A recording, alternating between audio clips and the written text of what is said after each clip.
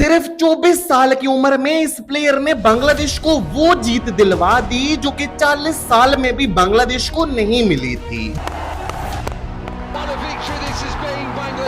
Gloves के साथ wicket के पीछे इस प्लेयर ने वो रिकॉर्ड बनाया जो कि टेस्ट क्रिकेट हिस्ट्री में कभी कोई विकेट कीपर नहीं बना पाया था। Big shot. Does he get enough of it? He does.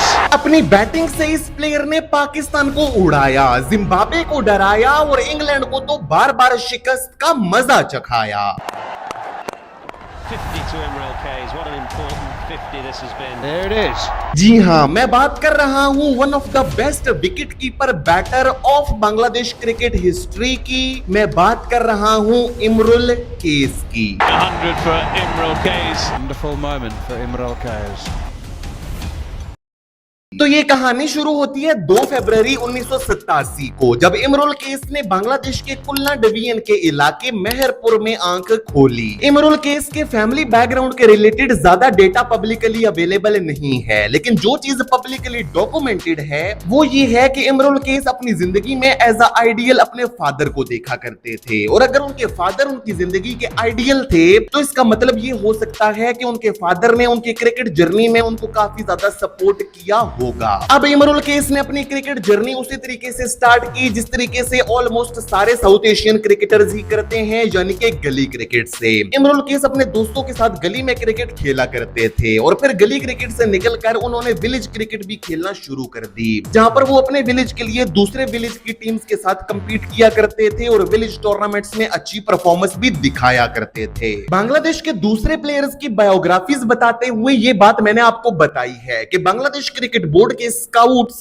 Bangladesh की ऑलमोस्ट सारे डिवीजन्स में ही घूमते रहते हैं ताकि वो बांग्लादेश के लिए अच्छे से अच्छा टैलेंट स्पॉट कर सकें, और ऐसे ही एक स्काउट ने जल्द ही इमरुल केस को भी स्पॉट कर लिया। इमरुल केस की जिस एबिलिटी ने उस स्काउट को सबसे ज्यादा इंप्रेस किया था वो ये थी कि इमरुल केस ना सिर्फ कॉन्फिडेंस के साथ बैटिंग किया करते थे, बल्कि बहुत ही छोटी सी उम्र में इमरुल केस बहुत ही स्ट्रॉन्ग टेम्परामेंट के साथ भी बैटिंग करते थे, और इमरुल केस की इन एबिलिटीज ने जल्द ही डिविजनल क्रिकेट के दरवाजे उन पर खोल दिए, जहां पर साल 2006-07 के डोमेस्टिक सीजन में इमरुल केस ने नेशनल क्रिकेट लीग में खुलना डिवीजन के लिए अपना फर्स्ट क्लास डेब्यू किया। इसके साथ साथ उन्होंने इसी साल 2006-07 के सीजन में अपना लिस्ट ए डेब्यू भी कर लिया। अब अपने डेब्यू डोमेस्टिक सीजन में इमरुल केस को इतनी इंडिविजुअल बड़ी परफॉर्मेंस नहीं दे पाए थे। इमरुल केस उस पूरे डोमेस्टिक सीजन में कोई भी बड़ी इंडिविजुअल परफॉर्मेंस तो नहीं दे पाए थे, लेकिन इमरुल केस की सबसे बड़ी खासियत जिसने हर किसी को इंप्रेस किया था वो ये थी कि इमरुल केस अपनी छोटी छोटी परफॉर्मेंसेस को कंसिस्टेंसी के साथ देते रहते थे। अब अपने डेब्यू डोमेस्टिक सीजन में बेशक इमरुल केस कोई बड़ी परफॉर्मेंस ना दे पाए हों, लेकिन उनके करियर का दूसरा डोमेस्टिक सीजन उनके करियर के लिए एक ब्रेकआउट साबित हुआ, जहां पर साल 2007-08 के डोमेस्टिक सीजन में न सिर्फ फर्स्ट क्लास क्रिकेट बल्कि लिस्ट ए क्रिकेट में भी इमरुल केस ने कमाल परफॉर्मेंसेस दे दी। अपने डेब्यू डोमेस्टिक सीजन में वो जो छोटी छोटी परफॉर्मेंसेस देते रहते थे, अपने दूसरे डोमेस्टिक सीजन में इमरुल केस ने उन छोटी छोटी परफॉर्मेंसेस को अब बड़ी इनिंग्स में कन्वर्ट करना शुरू कर दिया था, और डोमेस्टिक क्रिकेट में उनकी इन कमाल परफॉर्मेंसेस को देखते हुए फाइनली साल 2008 में उन्हें बांग्लादेश एकेडमी टीम का हिस्सा बना लिया गया। साल 2008 में बांग्लादेश एकेडमी टीम ने श्रीलंका का टूर करना था और इमरुल केस भी इस टूर पर टीम के साथ गए थे। इस श्रीलंका के टूर पर इमरुल केस ने न सिर्फ बैट बल्कि विकेट कीपिंग के साथ भी बड़ी ही कमाल परफॉर्मेंसेस दी थी, और उनकी इन परफॉर्मेंसेस ने ही फाइनली अक्टूबर 2008 में बांग्लादेश की टीम के दरवाजे उन पर खोल दिए। 14 अक्टूबर 2008 को फाइनली इमरुल केस ने बांग्लादेश के लिए अपना ओडीआई डेब्यू किया न्यूजीलैंड के अगेंस्ट, लेकिन वो अपने ओडीआई डेब्यू पर कोई भी बड़ी परफॉर्मेंस नहीं दे पाए और न्यूजीलैंड के अगेंस्ट सिर्फ 12 रन बनाकर आउट हो गए। अक्टूबर 2008 में अपना ओडीआई डेब्यू करने के बाद नवंबर 2008 में उन्हें उनका टेस्ट डेब्यू भी साउथ अफ्रीका के अगेंस्ट करवा दिया गया, लेकिन अपने टेस्ट डेब्यू पर भी इमरुल केस अनफॉर्चुनेटली कोई भी बड़ी परफॉर्मेंस नहीं दे पाए, जहां पर पहली इनिंग्स में उन्होंने सिर्फ 5 जबकि दूसरी इनिंग्स में 10 रन ही बनाए थे। अब इंटरनेशनल क्रिकेट में न सिर्फ उनका डेब्यू बल्कि ऑलमोस्ट उनका पहला साल काफी ज्यादा खामोश गया था, इतना ज्यादा खामोश कि साल 2009 में उन्हें बांग्लादेश की टीम से ड्रॉप भी कर दिया गया था। लेकिन इमरुल केस ने एक दफा फिर डोमेस्टिक क्रिकेट में अच्छी परफॉर्मेंसेस दी और साल 2010 के स्टार्ट में एक दफा फिर बांग्लादेश की टीम में वापसी कर ली।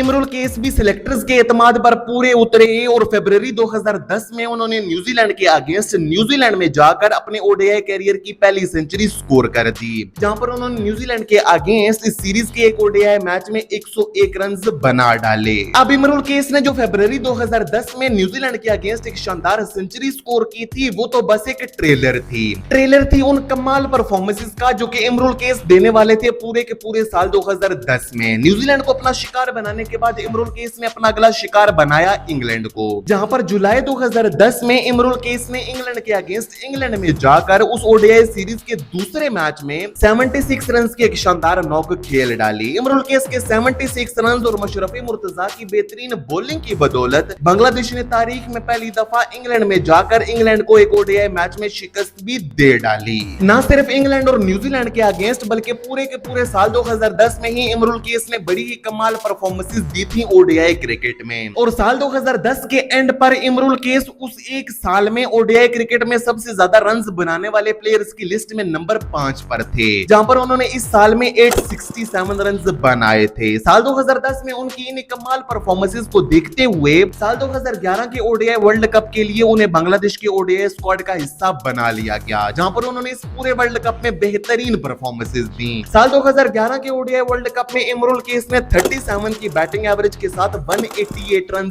बनाए थे, जिसमें उनकी नीदरलैंड्स के अगेंस्ट 73 जबकि इंग्लैंड के अगेंस्ट 60 रन की क्रूशियल नॉक्स भी शामिल थी, जिन्होंने बांग्लादेश को क्रूशियल विक्ट्रीज दिलवाकर उस ओडीआई वर्ल्ड कप के क्वार्टर फाइनल में क्वालिफाई करने की बांग्लादेश की उम्मीदें जिंदा रखी थी। अब साल 2011 के ओडीआई वर्ल्ड कप में इतनी कमाल परफॉर्मेंस देने के बाद आने वाले 3 सालों में इमरुल केस की ओडीआई क्रिकेट में फॉर्म में डिप जरूर आ गया, जहां पर वो साल 2012 से लेकर साल 2015 तक ओडीआई क्रिकेट में कोई भी बड़ी परफॉर्मेंस नहीं दे पाए थे। लेकिन हाँ, वो टेस्ट क्रिकेट में अच्छी परफॉर्मेंसेस जरूर दे रहे थे, जहां पर साल 2014 के स्टार्ट में उन्होंने श्रीलंका के अगेंस्ट अपने टेस्ट करियर की पहली सेंचुरी स्कोर की। इसके बाद उन्होंने साल 2014 के दिसंबर में जिम्बाब्वे के अगेंस्ट अपने टेस्ट करियर की दूसरी सेंचुरी स्कोर की और 115 रन बना डाले। अब क्योंकि ओडीआई क्रिकेट में वो अच्छा परफॉर्म नहीं कर पा रहे थे, इसीलिए ओडीआई वर्ल्ड कप 2015 के स्क्वाड से भी उन्हें ड्रॉप कर दिया गया था। लेकिन फिर ओडीआई वर्ल्ड कप 2015 के दौरान जब बांग्लादेश के एक प्लेयर अनामुल हक को इंजरी हुई तो उनकी रिप्लेसमेंट के तौर पर इमरुल केस को बांग्लादेश के स्क्वाड में शामिल किया गया।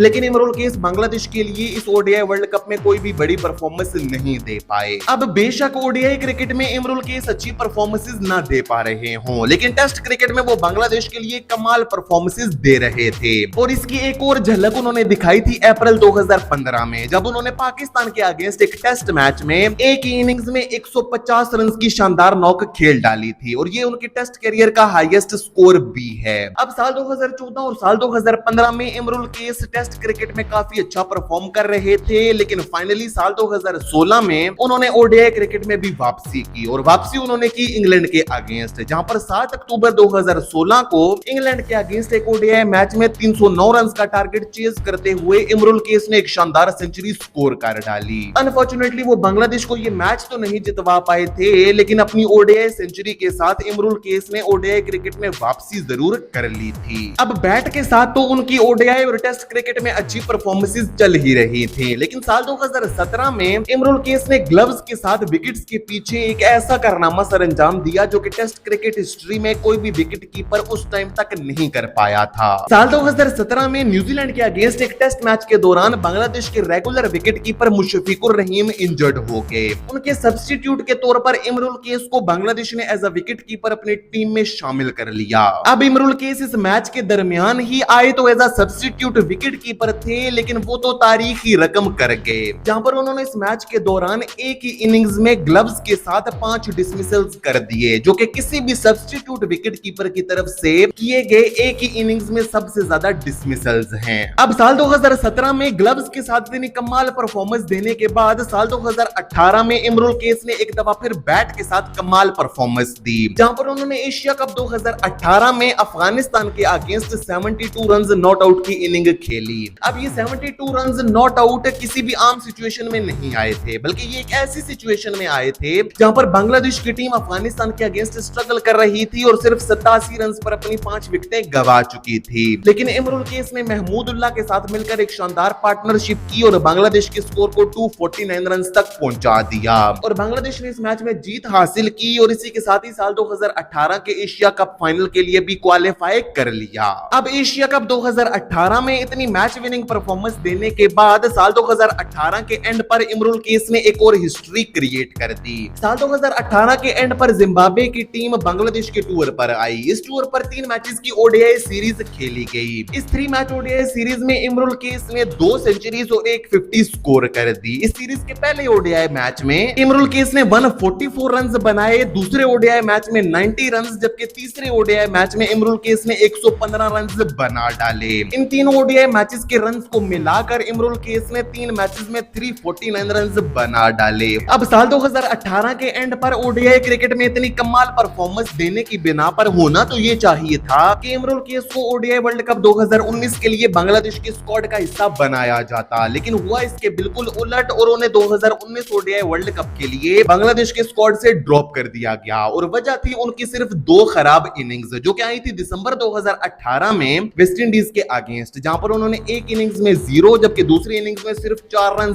बनाए थे। और सिर्फ इन्हीं दोनों इनिंग्स को जवाब बनाकर बांग्लादेश क्रिकेट बोर्ड ने न सिर्फ ओडीआई वर्ल्ड कप 2019 बल्कि इमरुल केस का बांग्लादेश की ओडीआई टीम से ही हमेशा के लिए पत्ता साफ कर दिया। अक्टूबर 2017 के बाद कभी भी इमरुल केस को बांग्लादेश की टी20 टीम में वापस नहीं लाया गया। दिसंबर 2018 के बाद इमरुल केस को कभी भी बांग्लादेश की ओडीआई टीम, जबकि नवंबर 2019 के बाद इमरुल केस को कभी भी बांग्लादेश की टेस्ट टीम में वापस नहीं लाया गया। अब बांग्लादेश की टीम से बेशक इमरुल केस को हमेशा के लिए ड्रॉप कर दिया गया था, लेकिन बांग्लादेश प्रीमियर लीग में इमरुल केस ने वो कारनामा सरंजाम दे दिया जिसने उन्हें बांग्लादेश प्रीमियर लीग के one of the most successful captains की लिस्ट में लाकर खड़ा कर दिया। जहां पर साल 2019 में इमरुल केस की कैप्टनसी में कोमिलिया विक्टोरियंस ने टाइटल जीता, जबकि साल 2022 में इमरुल केस ने अपनी बेहतरीन कप्तानी से कोमिलिया विक्टोरियंस को एक और टाइटल भी जितवा दिया। अब बांग्लादेश प्रीमियर लीग के साथ साथ डोमेस्टिक क्रिकेट में भी इमरुल केस अच्छी परफॉर्मेंसेस दे रहे थे, लेकिन फिर भी उनका बांग्लादेश की टीम में कमबैक नहीं हो पा रहा था। और इस चीज से तंग आकर फाइनली साल 2024 में इमरुल केस ने इंटरनेशनल क्रिकेट से रिटायरमेंट का ऐलान कर दिया।